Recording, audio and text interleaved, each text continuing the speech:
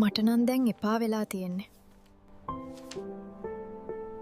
කොහොමද මෙච්චර අමාරු ගණිත ගැටලු විසඳන්නේ? ගණිතය කියන්නේ සාපේක්ෂව අමාරු විෂයක් තමයි. ළමයිට විෂය ඉගෙන ගන්න හොඳ මඟ පෙන්වීමක් තියෙන්න ඕනි. කොහොමද සුපුන් පුතා? අද ගණන් පේපරේ නේද? ලේසිද ඉතින්? ඔව් නැන්දේ. පේපර් එක නම් ගොඩක් ලේසි. සාමාන්‍ය පෙළ විභාගේ මට ගොඩක් ලේසි වුණේ අශේන් සර්ගේ පන්තිය. ගොඩක් අමාරු ගණන් විසඳන්න සර් කියලා දුන්න නිසායි. ගොඩක් අමාරු පේපර් පන්තියේ සාකච්ඡා කරපු නිසා. අශේන් සර් පන්තියේ සංකීර්ණ ගණිත ගැටලු විසඳපු නිසා සහ සර් දීපු අනුමාන ගැටලු විභාගයට ආපු නිසා O level ගණිතයේ පේපරය ගොඩ දාගත්තා. ඇත්තටම මේ වගේ වැඩපිළිවෙලකට වැඩ කරන පන්තියකින් තමයි අපේ දරුවන් ඉගෙන ගන්න ඕනේ. සර්ගේ පන්ති කවද්ද? කොහෙද තියෙන්නේ? පන්ති තියෙන්නේ සෙවණගල සිප්සර ආයතනයේ. 11 ශ්‍රේණියට සෙනසුරාදා උදේ 8:30ටත් 10 ශ්‍රේණියට දහවල් 12ටත් පන්තිය පැවැත්වේ.